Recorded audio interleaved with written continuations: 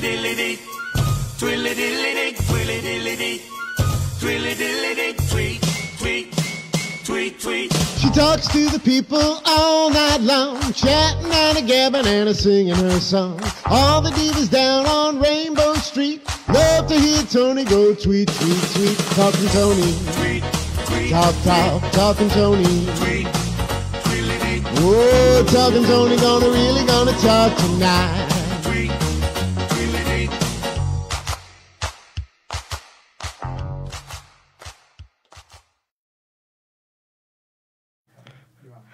Hello, welcome to Talking Toni. I'm your host, Toni Homeperm. Welcome to my little show here on Strong Island Radio, where I get to sit down and chat with some of the most fabulous people here on Long Island. Today, my very, very special guest is comedienne extraordinaire, Kristin Tinsley. Hi, how are you? Hi, I am good. I'm good. Thank you so much for joining me today. You're welcome. You are one of the funniest ladies around on Long Island. I love you so much. We do have to say though, I do apologize to everyone. I'm starting a few minutes late because why? Because when it rains on Long Island, people are like, people go crazy on the road. What is? Come on, you're a comedian. Yeah. Give me something about I just drivers on Long Island and the traffic. I think that they fall asleep behind the wheel. I'm picturing like their feet are wet, so they're sliding off of the gas pedal, and they just don't know how to like hit it. Yes. Actually, what it is that it gets for some reason it gets very dark. Yes. Windshields are dirty. People True. Clean your windshield so that you can see Yes. in the dark when Yes. it's raining outside. It's like drag queens and your tights. Wash those things. Ooh, that has got to be something like, you know how like you kind of like disregard tights and then all of a sudden you wake up like 3 o'clock in the morning one day and they're just like standing next to your bed, like They're literally standing there next to your bed, like, are you gonna wash me? Yeah, some girls I know, they can probably just stand the tights up and they can probably just jump into them.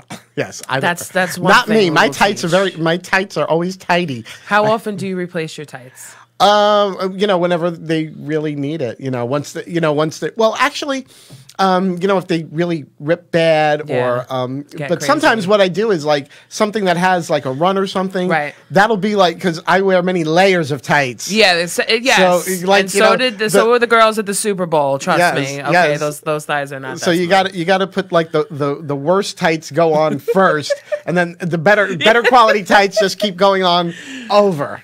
I wish I had known that back in the day. I was a dancer at Nancy's Dance Factory Mm-hmm. for a long time, and I was still a big girl back then. And when I used to tap dance, everything else tapped also. Uh-huh. So I wish that I had known to double up on my tights, Mm-hmm. before I went out there. But I didn't care. I was still doing it. So. Yes, that's. Actually, like wearing multiple tights, it really shapes your legs. It does. It really does. Dolly Parton That's, will attest to that. She has said she's not walked out of the house without Lycra on her legs since she was 17 years old, and that's exactly from Steel Magnolias.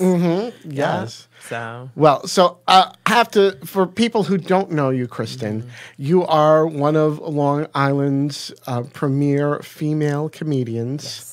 You've performed, and we've performed together in Yes. quite a few Yeah, places. that was- yeah. We've done drag brunches, Yes. Governors, Brokerage, Coaster's Tavern. Coaster's Tavern. You're actually performing at a place that I usually perform once a month. Sip This. Yes. In Valley Stream. Yes. You're going to be performing there. I was very honored to be asked to do a comedy show with Joe because I'm a producer myself, so it's hard for me to be like, oh, hey, can I get on your show? I haven't quite figured out how to cross that threshold of, okay, I'll do your show, you do my show, whatever it is. Like, I'm still a comic, but when you produce a lot of shows, I feel like people kind of forget about that. That's true. So I was very honored to be part of that. And on Valentine's Day, he knew that I wouldn't have a date, and I don't. Oh, that's right. This is actually our anti-Valentine's Yeah. show. We We don't don't do that. we don't like Valentine's Day. Valentine's Day just, whatever. I mean, really, what is the point of Valentine's Day? I- I think it was just a holiday created by the greeting card companies That's exactly what it is. to shill the cards. That's exactly what it is. And the chocolate And the candy factory. Any excuse to sell people an overabundance the of candy and keep them addicted florists, to sugar. like a very good friend of Flowers. mine, Maddie Keith, who's going to be the next Empress of New York, and will be and actually will be on the next episode with her husband Graham. Works at a florist, and I know that like Valentine's Day and Mother's Day, it's like crazy. Don't call her. Right, don't even bother. Don't even bother. I have a friend that delivers flowers. Yeah, she's just I mean, crazy now. Those are like the 2 days that it's just like forget it. People are slammed. I buy myself a half dozen roses every week. Every Friday, nice. I go into the store and I buy myself a half dozen roses. That's great. That's great. So I don't wait for anything like that. If I want jewelry, I'll buy it. If I want candy, I don't go for the candy. But you know, that's what I do. That's like just today. Angel. I said I saw on YouTube somebody did a swatch video of the Glamlight cake palette. And I said, wow. I don't need any more makeup, but I want it. I buy makeup. I'm addicted to the YouTube tutorial, and I'm like, and somebody did a tutorial, and they were talking about this old school book. It's called Making Face. Making Faces by Kevin Aquan. I have both of those. I love those books. I love those books. I need it. I They're to get it. fabulous. Yes, he was an amazing makeup artist. Way ahead. Unfortunately, passed away far too early. Yeah. But have you seen the book?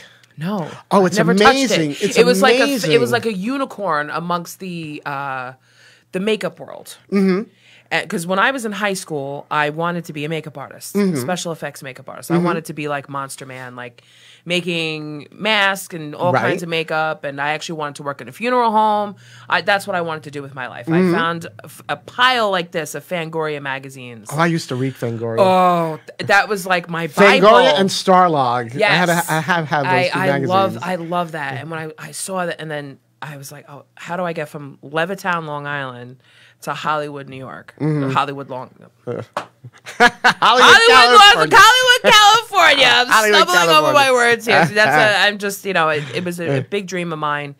And now I'm a self-taught makeup artist. So everything that, and I had sat in on a couple of classes when I was younger, and you listen and you pay attention and you know who's who and who does what. Right. But I'm so happy now that it's all out there, and I can just buy all the makeup, and I can watch the video, and I can just do it. Oh, me too. Me too. It's fun. And I actually dabble a little in making my own makeup tutorials on YouTube. You should. I do. I have some on YouTube. Okay. But I'm just like, it's hard to find the time to do it, to be a YouTube beauty influencer. Yes. The ones that are very successful, it practically started a while ago. It practically consumes their entire life. Yeah, because you have to stay on top of it because there's somebody coming. I mean, you can tell like who's been doing it for a long time and who's just doing it because they think that they're going to make money off of those types of companies. Right. Which is, people are coming out with new stuff every day.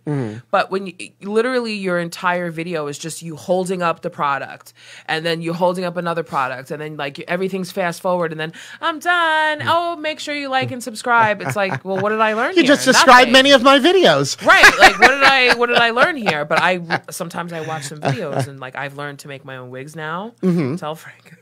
Making my own wigs. Oh, he's constantly watching other people's like wig videos. He loves that. Because otherwise, how would I know how to keep my hair pieces washed and cleaned and how to trim them and how to actually make my own hair extensions? And that's what I just ordered the clips off of Amazon. I found the hair I wanted, and I'm just gonna make my own videos hair. that I hate the most though are these people. They call them anti-hauls. Have you seen those? No. Oh, an anti-haul. It was actually a drag queen who started it. I think her name is Kimberly Clark. Okay. And she started these videos where hers were good. They were funny. She originated it. But now it's like all these other people sort of jumped on the bandwagon. And what they do is they just keep, all they do is they put up these pictures of makeup they're not going to buy. Right, yeah. And it's like, who wants to watch that? Right, I don't care what you don't want to buy. What you don't want to buy. But it's kind of what... Okay, you don't want to buy that, but maybe I want to buy that. I'd rather see something where somebody has bought something that I'm interested in, and they swatch it, they try it out.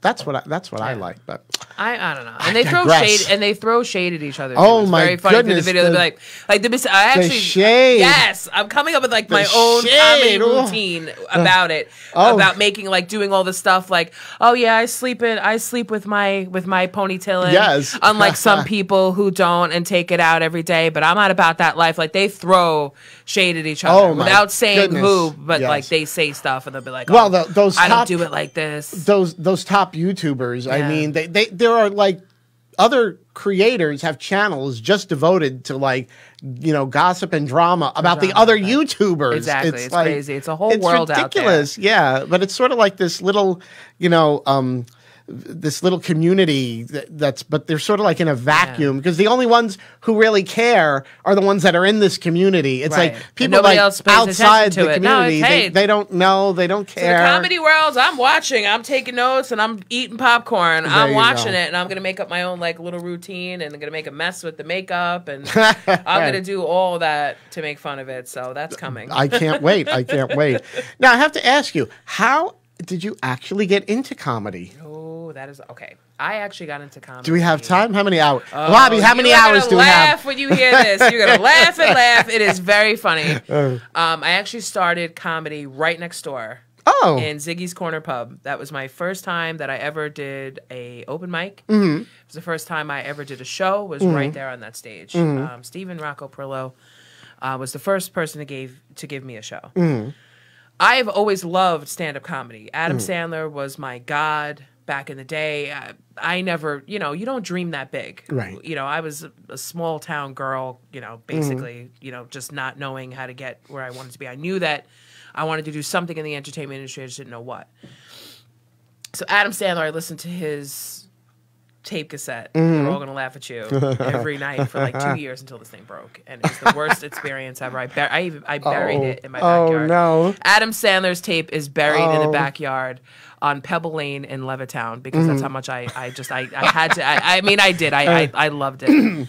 Is there a little yes, yeah, there was. Yeah, oh yeah, a Jewish star to commemorate where it lays? No, it was a cross. Sorry, Adam. I'm half Jewish. Sorry, but it was. So am I. Yeah, but my mother is Jewish. What's the other half? Catholic. But the ethnicity. Oh, okay. So my father is Native American. Okay. Irish and black. Okay. My mother is European. Okay. So, but she's Irish and, English and all that type of, So a real mutt like me. Yeah, and there's some Dominican in there also. That's where the black comes from. I'm mainly Italian on the one side and Jewish on the other. Yeah. So Alexis Flame calls me a pizza bagel. Oh my God, that's so funny. That's so funny. Italian, but I would love to get my DNA drawn because there's always been that thing, there's always a big controversy, but nobody cares. I don't really care. I honor everything. I know that I have Dominican. I have. Who knows? But the Native American has always been very, very strong with within my family. So, but that's girl. Despite being dressed as a woman now, I am a gay man. So what it's like. I probably have so much DNA that has been coursing through over the years. Yeah. It would probably be my they'd be like, the United Nations. Yeah, exactly. It's crazy, but I met this. But that was in the past. Now she's a married lady. Right. She's exactly. Been married for together with my husband almost 20 years. So but we all have our wild times from youth. Oh yeah. Everybody has those. So I met this homeless guy. Who was my boyfriend. I did not know at the time that he was homeless. Oh, boy.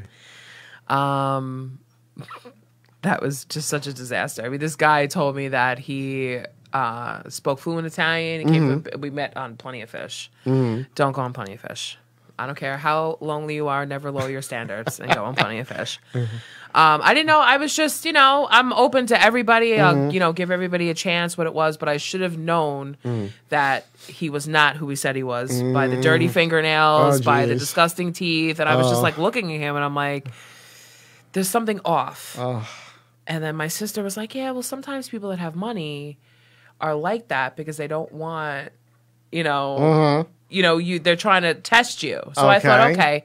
So the next time I saw him, the teeth were better, the nails were clean. So I fell for it. Okay. I knew that there was something wrong with him. So it was kind of like he was my boyfriend, but I Okay. didn't know what kind of crazy I was dealing with. Oh, that's the worst. So I was scared. You don't I'm know what living the crazy right. is. I don't know what the level of craziness is. Like Oh, every time I boy. would talk to him on the phone, I would always hear the train. Mm-hmm. He was over here in Ziggy's Corner Pub, lying to me, or like by the garbage can, like saying that like he was at his house and like all this craziness. But he never invited me to his house. Like we would just hang out. We would have fun. But he brought me over here to the open mic night because I said, oh, I wanted to try stand-up comedy. I had no idea. So thank you, loser. But yeah, that's how I got started in comedy. All the other comics knew. They all knew that he was a homeless liar. No one Thank told you, me. loser. Thank you. I feel bad because his current girlfriend actually like hits me up and she's like, "Oh my God, help me! Like you were right." Because I messaged her and I said, "Listen, the person that you think you're dating is not. He lied about his name. I mean, it was just You're insane. like, It was crazy. Molly, you in danger, You girl. in danger, girl." Enjoy it, honey. Enjoy it. I tried to tell you. Enjoy Molly, it. girl, you in danger, You in girl. danger, girl. You better run, girl. I feel bad. I feel because his ex-girlfriend had tried to warn me. That's how I Oh, found my. out about it. And I was like, All "You're the exes I'm like, are "You're constantly crazy." warning the next girl. And it's like, but next time if a girl, but you, as a woman, you never think that, you don't know when you're going to come across that person that's jealous. Right. That just Right. wants them back. You Right. don't know. So it's kind of like, Exactly. you know what? I don't believe you. Let me Right. see. Yeah. But then when I started seeing certain things. Then the red flags start Right. Like, popping up. and then I realized why And he you're didn't like, take his "Oh, shirt wait." off. Because Yeah. he had the tattoo of his real name on his arm. And Oh, like you it was gotta be like one of kidding. those Lifetime movies. I'm standing there in my living room and I opened up his wallet and I saw his name. Oh my and I God, was you were like Tori Spelling. yeah, I was like, oh my God. Tori Spelling in a Tori Spell- Lifetime movie. My husband's, what was that movie? My husband's Secret Life or Yes, something like my that. husband's secret life. That's what I thought. And You I have to was do like, my wow. homeless boyfriend's secret life. Yes. And I mean, you couldn't write this stuff. I mean, my friends just totally enjoyed listening to it and they're laughing. And I'm like, yeah, but this person's in my house. Oh, jeez. Like, I need help. Like, stop laughing and call the cops. Like, this person's in my house. So eventually he just went away and he just never contacted me again, which is, I was like, thank God. Thank you, Jesus. Thank you, Jesus. And you know what? I don't think he doesn't know. I mean, he might know. I mean, he's probably somewhere hiding on my Instagram, but thank you, loser. So Oh my. I'm oh not my. hurt over it, not one bit. So what was your first open mic like? It was nerve wracking. I had no idea how to write a bit. Mm-hmm. No clue. Mm-hmm. I just got up there and was just basically myself. Mm-hmm. And just told whatever story I could think of in my head that was funny. And the guys, they were nice, and people were they were nice and they laughed, and some people gave me advice, and I just went back every week and I would try to. I had no idea how to structure it. I didn't know anything. Right. I never took a comedy class. I just took. I went to college for creative stuff. So I took acting, I took public speaking, I took creative writing. So I kind of had an idea. And plus, I came from the entertainment industry working in film. So I kind of had a little bit of an idea, but I didn't know that there was an actual structure to it. I just thought that you just went out there and it was funny. And then, one of the comics that I know, Nigel Fullerton, said, "This is how you write a bit." So and I was like, oh, that's like writing an essay. So now I find it easier to be able to. But it was very nerve wracking. I was very shy. I met Teresa Farrell. Did you ever meet Teresa? I don't think so. Teresa Farrell, right before, I think the week before I actually had the nerve, because I would go and I would watch. I would sit there and have a drink, and Stephen would be like, oh, you ready to go up there? I'd be like, no, I'm not ready to go up there. No. And then I ran into Teresa, and there was another female comic, because it was all guys. And she, pushed me. She was like, get up there and do it. So that's what I did. And then probably about a month into it, that's when I did my first show. A lot of my friends came, and it was, it was fun.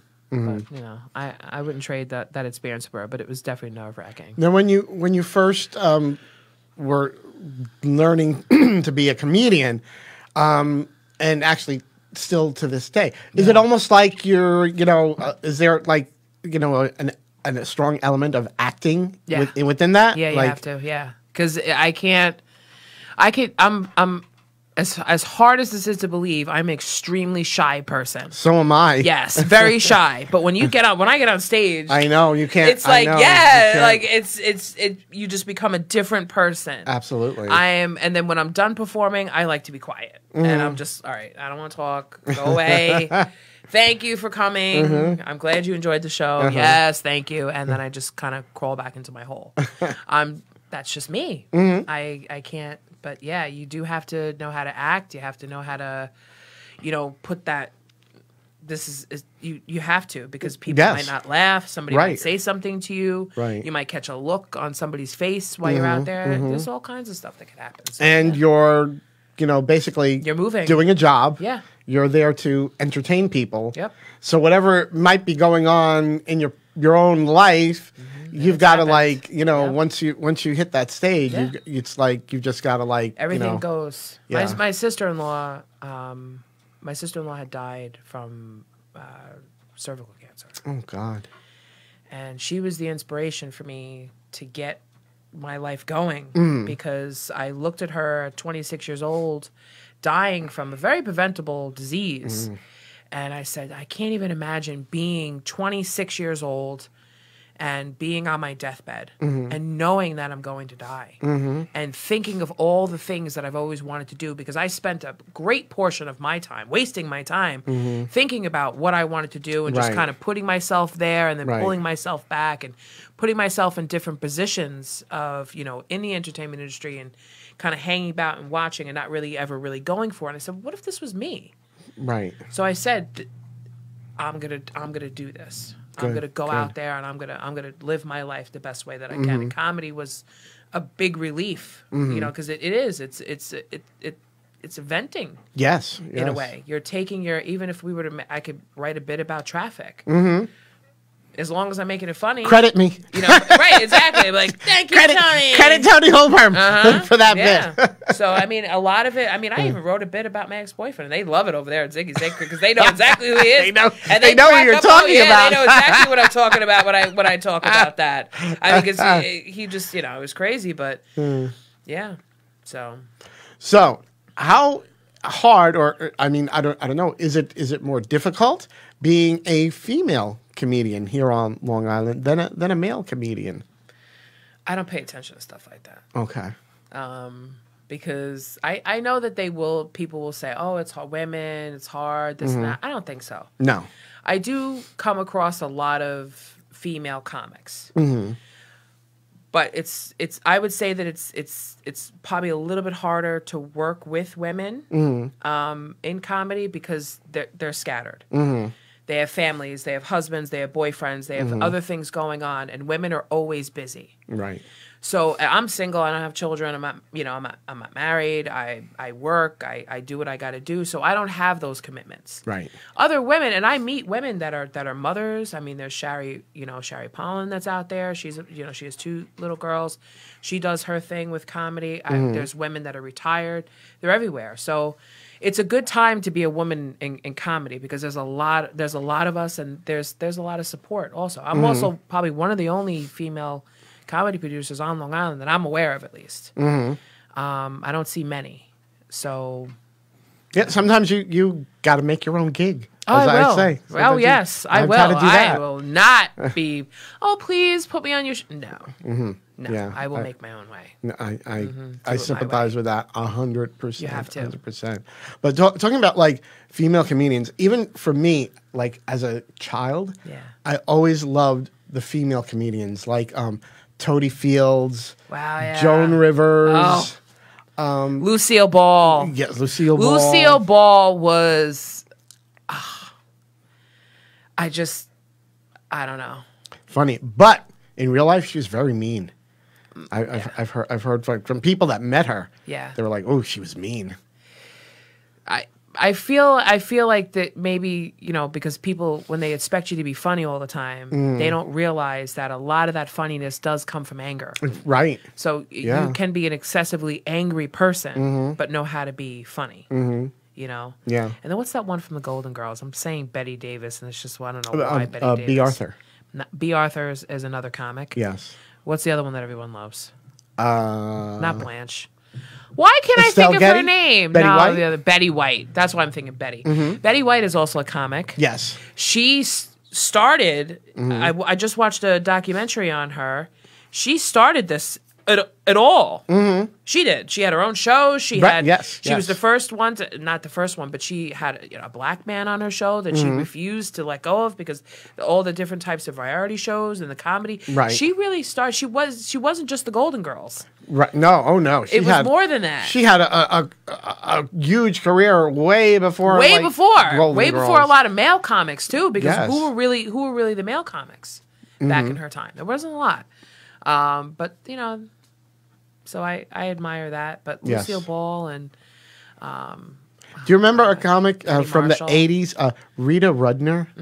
She was hilarious. I don't know whatever happened to her, but I love that sort of like dry deadpan right that she did. that people just Yeah. I mean, it was very like sophisticated, cerebral humor. Yeah. I think. Yeah. So not that I don't mind, a good dirty joke Yeah. either, but it's like it's got to be a good dirty joke. Yes. because I think a lot of people turn away from female comics because we tend to talk about our anatomy. Oh, how many times are we going to hear about the vajayjay jokes? How many times I got to talk about this or your breast or whatever? It's relatable. If I get up on stage and I start talking about certain things, there's going to be another woman in the audience that's going to be like, "Oh, yeah." But most women are going to look at you like most women in an audience will look at another female comic and they'll be like, really. "Please don't bring up the fact that my breasts are as flat as a pancake. Please, God, don't bring any attention. I don't want my husband getting that visual in his head." They kind of like, "Oh, please don't talk about it." So they're actually very refreshed when you talk about other things when you don't bring that up. So Did you ever see? There was a movie that Sally Fields did with Tom Hanks, where she was playing a comedian. It's actually the story of Roseanne Barr.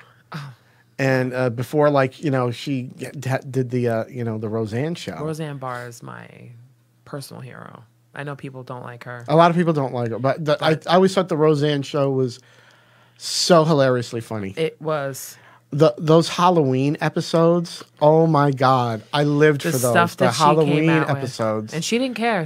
I know. I'll never forget when she grabbed her crotch on national TV.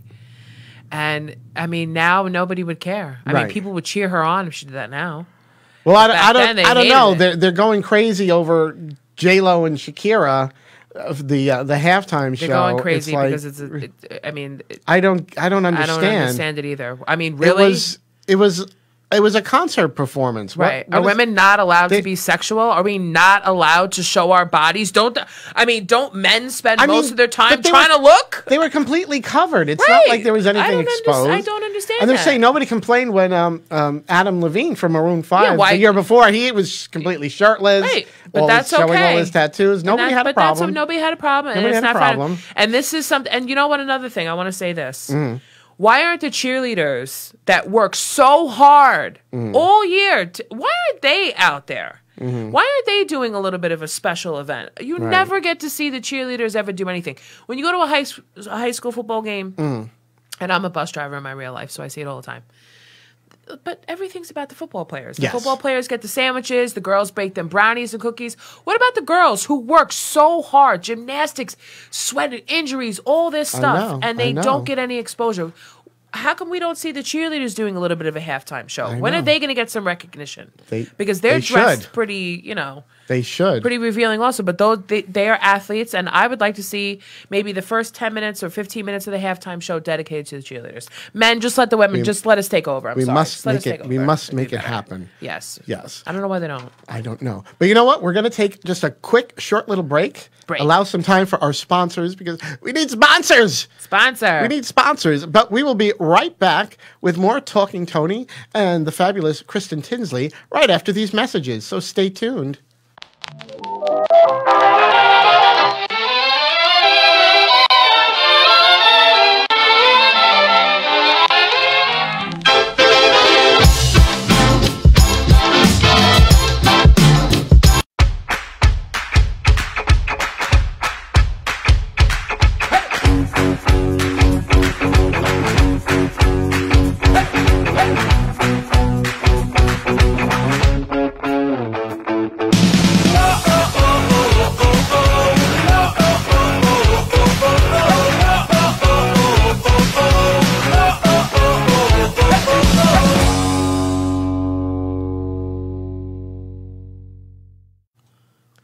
Welcome back to Talking Toni. I'm Toni Holmperm, the singing diva of Long Island. Thank you for rejoining us as I sit down to chat with some of the more fabulous people here on Long Island. And joining me again is the fabulous comedian, Kristin Tinsley. Hello. Thank you for coming Thank back. you for having me. Thank you for, even though, it was only a 30-second break, but That's okay. you could have dashed out the door. Now, would never do that. I wouldn't even be able to get out of this chair in 30 seconds. I have to say, thank you so much for being here. You are so funny. I love having you. And every time that I've seen you, like, because in case anyone doesn't know, a lot of times, a lot of the drag shows that I've done, you've opened for us, which I love doing. It's great. And you're always just so funny. I love you do the little routine about the Barbara Hershey movie, The Entity. Oh God, The Entity. I remember it was at the drag brunch when you were the only one that got it, and I was like, "Oh, thank God!" I was the only old bitch. That's how we met. I think that's how we met, and I was just like, "Did anyone ever see the Barbara Hershey movie?" Yeah, and I'm like, me. I saw it. I'll never forget that. My mother was like, "Okay, I'll let you watch it, but you have to turn it off when it gets to the nasty parts." I didn't turn it off. No, I didn't turn it off, Bob. I didn't have it. And Mom was like, "You did turn it? Oh yeah, oh yes, Mom. I turned it off. Oh yes, no, I turned it off." I mean, that is definitely an area of erotica that I would love to explore. I'm sure that they have that somewhere, but I would like to write my own. And be like, yeah, let's talk about ghosts having sex with people. Oh, yeah. It's just crazy. Could you imagine? I'm sure it happens. There's plenty enough dead people. I'm sure it's probably happening right now. Well, look how popular like vampire movies are. And I mean, that's about people having sex with dead people. The vampires are dead. That's a very. I'm glad that that's over. I'm glad that that's over. What's over? Vampire movies. I'm like, come on. Oh, I mean, after Twilight, they'll be coming. It always goes in cycles. It'll come back. It'll come back. It does. The witches seem to be the newest. Oh, thing the witches now. are big now. Witches, yes. Witches are huge now. Witches I mean, they were huge. talking about Aleister Crowley on Sabrina, and I was like, ooh. But you're crossing the line there. My. I don't know. I mean, you're talking about devil worshipping and all this stuff, and I'm like, all right. My. Stop. Yeah. Oh. Well, we talked quite a bit about your being a comedian, but another thing that you're very passionate about is discussing the gastric bypass procedures. Yes. Now, and you've been very, very open about you yourself had the sleeve. I had right? the gastric sleeve done. Yes, a year ago. Yeah. Yes. And if you don't mind telling people, like, I don't mind at all. I am a certified holistic nutritionist. I got that certification right before I had surgery, which people are like, well, why don't you just be a nutritionist? But listen, I am not an advocate for surgery. I would not say, yes, you should definitely do it, or yes, you shouldn't. There are other ways. I have my own show, The Fresh Leave of Bariatrics. That's right. Yes. And I will be leading the way in helping people to lose weight. I just did the Truth About Health conference that was in Hilton in Huntington. And I learned a lot there. And I was amongst some of the top nutritionists in the world as far as holistic health goes and what you should eat and what you shouldn't eat. And I was shocked at what I found. Shocked. Absolutely shocked. And I will definitely be sharing What's it the with number everybody. one thing you shouldn't eat? Meat. Meat? All any kind of meat? Yep. Or because I know they're always saying, shouldn't eat red meat or cut down red meat, but they're saying any meat. Any meat. Even like I would say white if you're going to chicken. eat meat, no.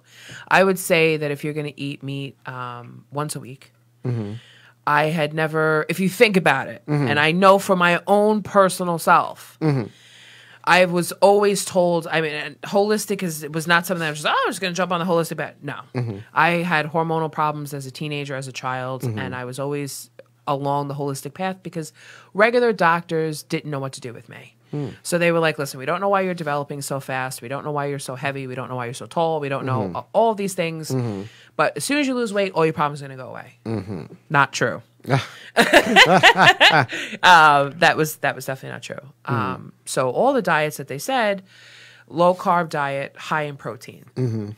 So I'm eating all of this protein, I'm not losing any And weight. you're not losing weight. But then when I went to college, because when I went to Nassau, I had to take a science requirement. I took human nutrition, and I really loved my professor, and I was very honest with him, and I said, I have all these issues and I have this problem. He said, stop right there, stop eating dairy, stop eating meat, and watch what happens.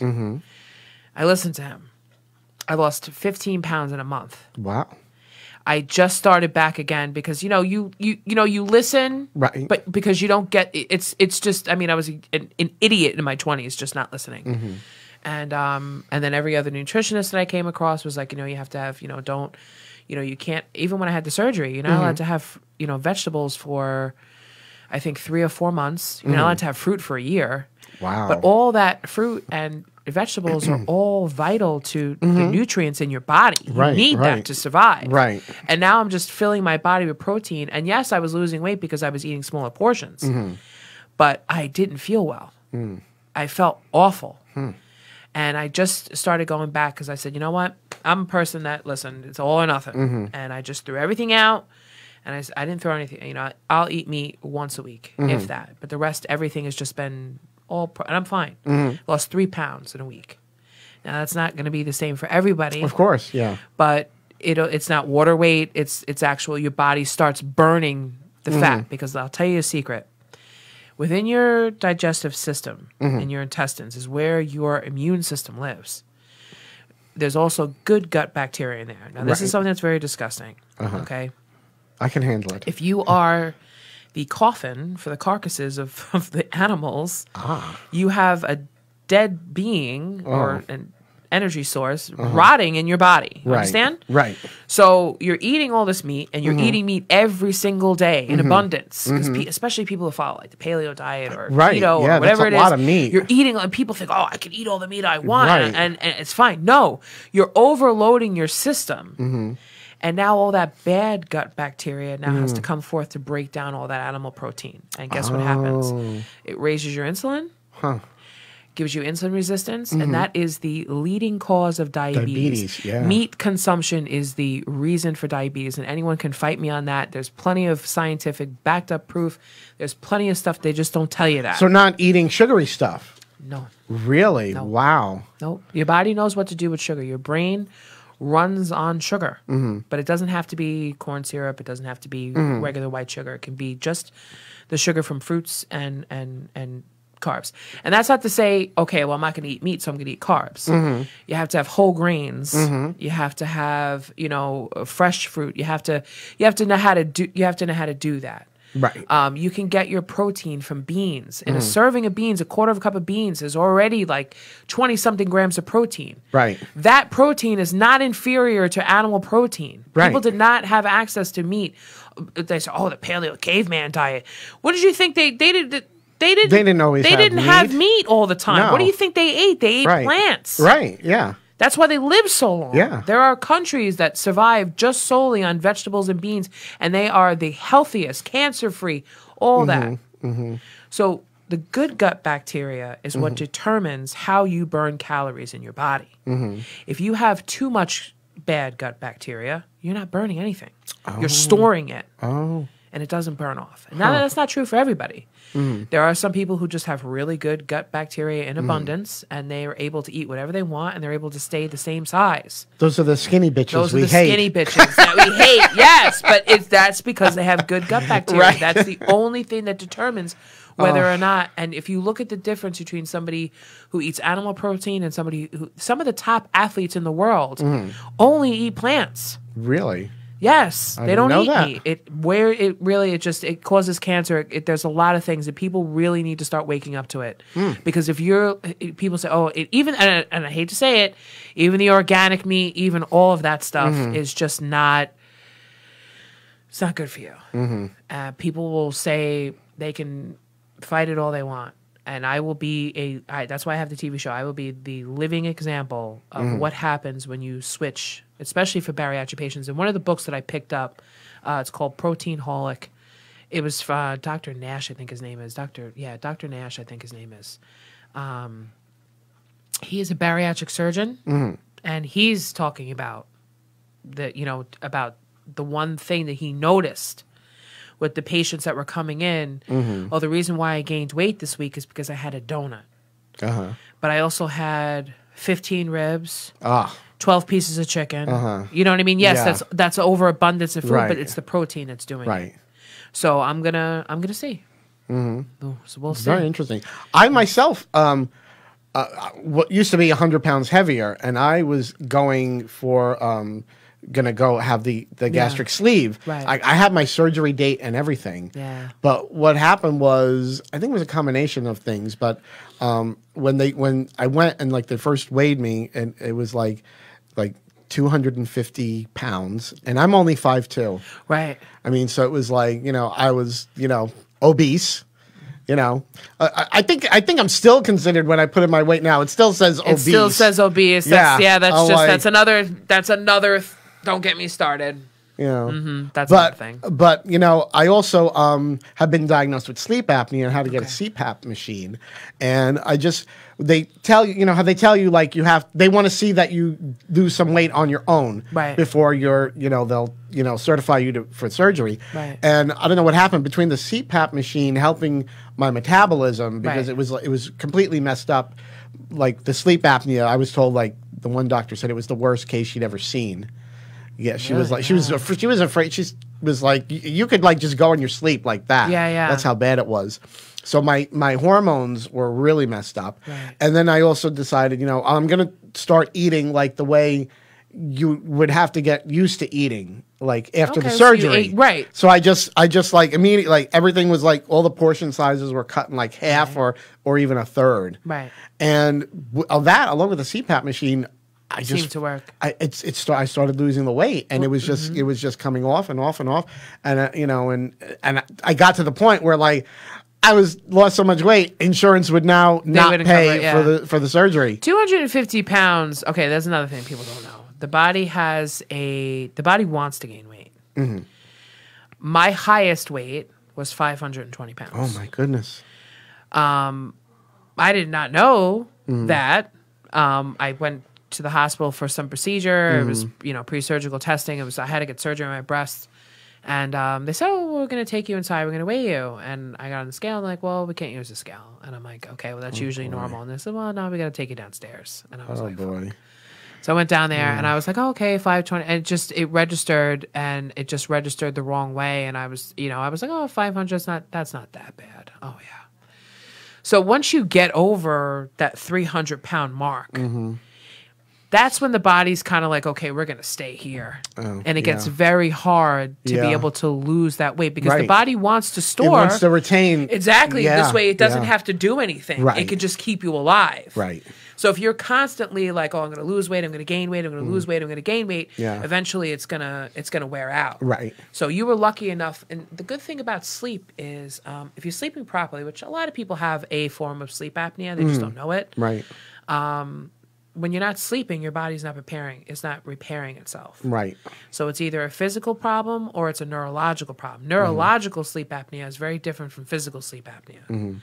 So it's just I bet you if you went back to the doctor, you probably don't have it anymore. I think like she told me that, as far as like clinically, I'm like don't have it, but I use it every. You're still used to it every night. I did not have sleep apnea, which I was very happy. That was definitely not one of the things that they I thought for sure when they do all those tests, for the the sleeve, that they were going to say I was pre-diabetic. And I wasn't. I was like very surprised, because it runs in my family. And that was another thing I was very worried about, because like diabetes is a nasty. It is. My dad died from it, and my father died from it because he didn't.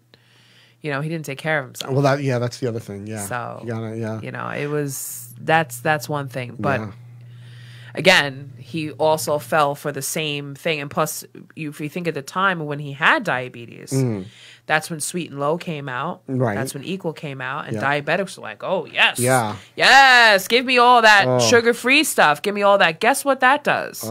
That destroys all of the good gut bacteria in your intestines, and it does not come back. So when you have that, and now your body's not burning calories, it's not using insulin for what it's supposed to do, Right. that's what turns it into Right. diabetes. Would you say isn't it better to actually have like just a spoonful of regular sugar, or If even like a little necessary, honey rather yeah. than Yeah, of the course. artificial? I mean, I don't. Or dates. I would prefer dates. I Mm-hmm. would prefer that if somebody were to say to me, "Oh, I need to sweeten something," Mm-hmm. I would question first of all, why are you eating it? Mm-hmm. Is there another way to make this? And can you use dates? Oh, Dates are it's a love nat dates. date. Oh, they're amazing, and dates. you can use them for a lot of different things. I understand that people have to have certain things. I understand. Make it as fresh as possible. Like if you need to make a cake, make it whole grains. Make it a good way. They have banana flour. They have all different types of flours out there. That's not the same as this. For icing, I would recommend using. They have the chocolate hummus, and they also have the vanilla hummus. oh, I didn't know it comes in chocolate. It and vanilla. does. It does. You know, I used to make my own hummus. I mean, I still could. I'm just too Yeah. lazy to do it. But I used to make hummus like all the time. It does. It comes in. It's very thick. And you can mix it with anything. And it's what I do is if I need a birthday cake or something like that, you just put that on as icing, and you don't know the difference. I'm telling you. Ooh, I got There's a lot of ways. Oh, it's right in the deli section. They have raspberry. They have chocolate mint. They have they have vanilla. They have all kinds. They have a pumpkin one. I make pumpkin pizza with the hummus. I do a lot. my. The fresh sleeve of bariatrics is on. this That's like- why I'm wearing this fat girl swallow. Fat girl Because swallow. we do. We do. I love it. I love it. Oh, that's great. Well, what's one of the funnier things about gastric sleeve surgery that you could tell us? Because you are a comedian. I'm sure you had to find some humor in it. Yeah. I would definitely say, oh God. I mean, nothing physically funny because nothing, except for the way my body, like I make a joke about how like everything's flattening out. So when I take my shirt off, my boyfriend's like, "Get the log cabin." Everything's flattening out like a pancake. I mean, sometimes, I can, if I'm talking to another person that had the surgery and we're on the phone and I hear like the gurgling sounds because you're not supposed to eat and drink at the same time. But if you do, it makes like this noise, like it'll make like, like you just like get gas in your throat. I'm like, are you eating and drinking at the same time? You're not supposed to be doing that. That's definitely a funny thing. But yeah, I mean, I have a little scar that's here that's always going to be there. It's never going to go away. It's just like a little scar, and but other than that, no, it's But would you say that you're happy that you did have? oh yeah, I'll never regret having surgery. That's good. It changed me. It's because the problem with the surgery is it's not a problem. I definitely needed to stop eating as much because you can even overeat on the good stuff. Oh, true. It was the mental clarity that came after. And that's a lot of like when I do the fresh sleeve of bariatrics, I have the positive affirmations and meditation and after every show, mostly every show, where I try to change the language in your brain because that's really the problem. When you have a food addiction, because that's what obesity is an addiction to food. Your brain gets so tied up and so wrapped up around food and the thoughts Yes. about it. And the higher the weight is, the more severe the addiction is and the more craziness. My thoughts were always on food. Never focused on anything else. I functioned. Right. I was walking around. I was doing things. I was doing everything I needed to do. But then once everything started to clear out and I wasn't so focused on food and I wasn't thinking about it all the time, then things started coming up.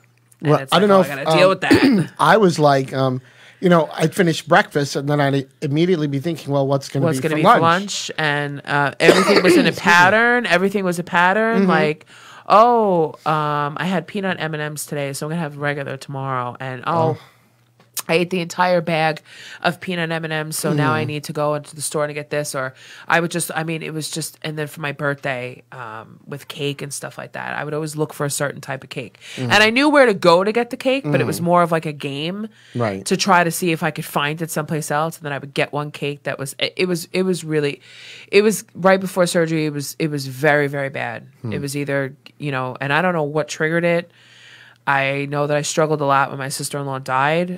That ruined me. I mean, I was going to kickboxing all the time, and I was putting in a lot of work, and I just wasn't seeing the results that everybody else was seeing, and I was tired of that. I was tired of going to kickboxing 5 days a week, dieting perfectly to the T, everything that I was supposed to be doing, and not seeing results. Not seeing results, and seeing yeah. everybody else just like, oh, I just stopped eating potato chips and I'm skinny. And it's like, really? No. And one of the things that people don't get about food addiction is it's not like cigarettes or drugs or alcohol where you can eliminate it completely from your life. You cannot eliminate food from your life. It's a lot of people do. And the one thing I never realized, because I spent so much time isolated. And so much time ashamed, and so much time trying to think how I was gonna. Is there gonna be stairs? Am I gonna be able to fit in the chair? Am I gonna be able to do this? Am I gonna be able to do that? I never stopped to think how other people might deal with their food also, and that's why I became a nutritionist. Because even though I just deal with bariatrics, I help other people too, because I realize there's a lot of people that have addictions to food. Yes. Yeah, even skinny people struggle with, maybe I shouldn't eat that entire bag of potato chips. Like I always just envied them, like, oh, they have total self-control. Like they don't ever go through the same problems I do. Yes, they do. They do. Yeah. They do. They just, it just doesn't show on them the way that it shows on me. And the only thing I regret is letting myself go for as long as I did. I should have had the surgery years ago. I should have done it in my 20s. I mean, let's be real. I probably right back. But yeah, I mean, I should have done it in my 20s. I could have lived a different life, but you have to do it when you're ready. True. It can't be where everyone's just telling you. Right. I had to go for an MRI, and they called me in a day earlier to see if I could fit in the machine, and I was like, that's it. I'm going. I'm making an appointment. That's it. I'm going. It was awful.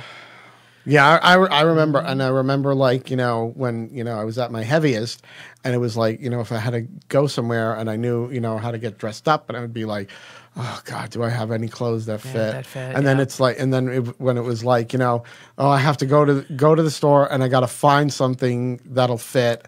And it's like, and you put on like you're saying, well, I think I'm still this size, and you try to put them on. Yeah. It's like you're too tight. You're like, no, it can't be. I can't be the bigger size. It's like I refuse. Yeah, I refuse to wear the bigger size. But you don't have a choice. But now I still have that because I have my clothes in my closet. I don't have I threw out a lot of it, but now I'm like, I go to put something on, and it's like, and then like somebody will tell me like, Kristen, do you realize that that's too big? Right. Do you realize that that doesn't look flattering on you? Like, because there's still like, I still have broad shoulders, I still have the stomach area, so a lot of the pants and stuff that I have get held up by that. But I mean, the other day I got out of bed and I'm wearing my pajama pants. I just fell right to the floor, and I'm like, all right, maybe. Which is a great feeling. So I tucked them into my underwear. It's a good feeling, though, isn't it? It is. It's a great feeling. It's great, but at the same time, it's frustrating because I'm trying to get dressed to go somewhere, and everything is huge, or it doesn't look flattering, and it happens very quickly. Where all of a sudden you're this size, and then the next minute you're not. So I mean, I'm not going to complain about that, but it kind of, even my shoes. Like I used to wear a size 11, 12, I think 12 wide, 13 wide I was up to, and now I can fit into a 10. Yeah, I found the same thing, like shoes that, I couldn't wear because they were too tight. Now they fit. Either now they fit or now they're just really big, and it's it kind of stinks. And then like with dating and stuff like that, like I try to avoid dating because guys still, like, some guys, because men are pigs. They are. Thank God. Like, I mean, the guys, like some guys that like I've known for a while, they say, "Oh, you look really good," and maybe we'll go out. No, sorry, but I try to, because I don't want to date someone that likes fat girls, because I'm not going to be fat forever. Right. I work out, I go to the gym, I lift weights, I do what I got to do. I just want someone to like me for me. Do for you, yes. I don't like being that like I get messages That all the, like sort of constantly, all the fetish thing. fetishized, Exactly. I yes. don't like that. It's Yes. like, oh, I like me a big girl. For what? Oh, because you girls can eat, you can cook. I'm not going to be sitting on the couch eating and cooking with you. Okay, no. that's over. And then I have to explain. Well, I had weight loss surgery, and so that's definitely a funny thing. And then it gets like, and then it's like, oh, I don't need to explain this again. Like block. Right. That's why I just Block. had. That's why I just had Yeah. this. Like, we'll just. As a drag queen, I get, I'll get these like, messages. I like, know the same ones that like you and message you, message messaging me. you They too. do. Whenever I see if anyone's friends with like a couple of my other friends, I'm like, Yes. no, because I get them all from Africa, and I'm like, why? I know all these strange countries, and I'm like, listen, I'm a dude, okay? I only do this for I entertainment think they purposes. know that though. I don't know. Some of them are like, oh yeah, I know. It's okay. I still think you're beautiful. I'm like, well, first of all, I'm married. I have a husband, so don't bother like messaging me.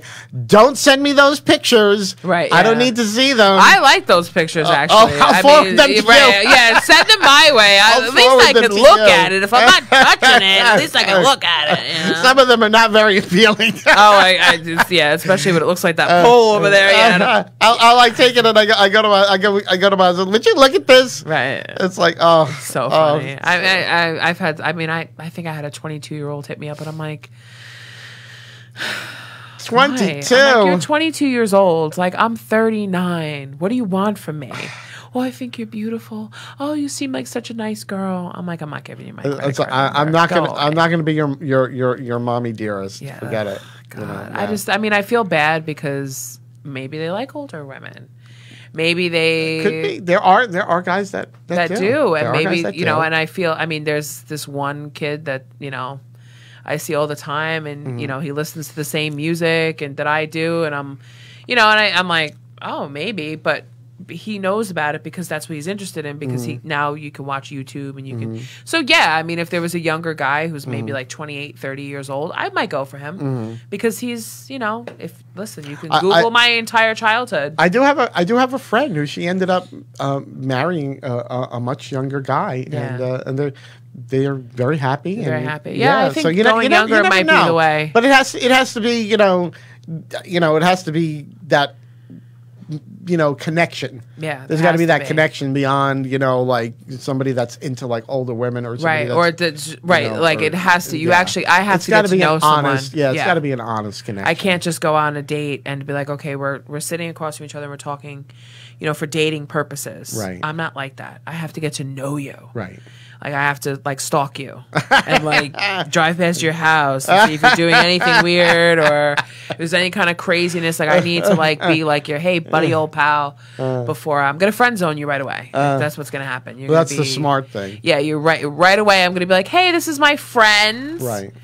This is my friends or my Friends. homie or whatever it is, Yes. and then I might let you out of the friend zone Yes. if you're good. Well, we're almost at the end of the show, unfortunately, but we do need to let people know where can they find you on everything, whether your comedy shows or your bariatric information. So yes, you can follow me at Fresh Sleeve.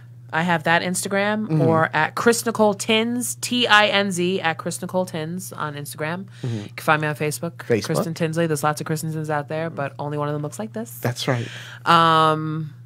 I will be at Sip This on Valentine's Day. I think the show starts. That's in Valley Stream. I think that show starts at 8. And then after that, February 27th, I will be hosting the BTE comedy show at Governor's in the Little Room. Nice. I think that's a 7:30 show. Tickets are on sale in the Little Room at Governor's. And then I will be I'm producing a show March 28th. Roseanne Sorrentino is on that show. She is the original Pepper from Annie. Oh. Yes, she will be on that show. I'm very happy that she's going to be it. That is the Real Comedy Wives of Long Island. It is going to be hosted by Peter Coleman, the host of The Brick Wall, which I should give you information on that because he would love to have you on that show. Ooh. Yes, that is going to be the Real Comedy Wives of Long Island in the Little Room at Governor's on March 28th. Excellent, excellent. So that's where you can find, where to find Kristin Tinsley. Or you can watch me on TV too. Yeah, whatever. NSTV.org. Hit me up. I'll give you all that. Hit her up. Well, again, I want to thank you so much Thank you for having me. being here. I don't think I've ever laughed so much with a guest. I loved it. It was great. Yeah. So I want to thank you for being here. welcome. And I want to thank everyone who tuned in to listen. Thank you. And until the next episode of Talking Toni, I bid you all good night. Good night. Twilly-dilly-dee, twilly-dilly-dee, twilly-dilly-dee, twilly-dilly-dee, tweet, tweet, tweet, tweet. She talks to the people all night long, chatting and a gabbing and a singing her song. All the divas down on Rainbow Street love to hear Toni go tweet, tweet, tweet. Talking Toni, Tweet, tweet, talking Toni. tweet, twilly-dee. Whoa, Talking Toni gonna talk tonight.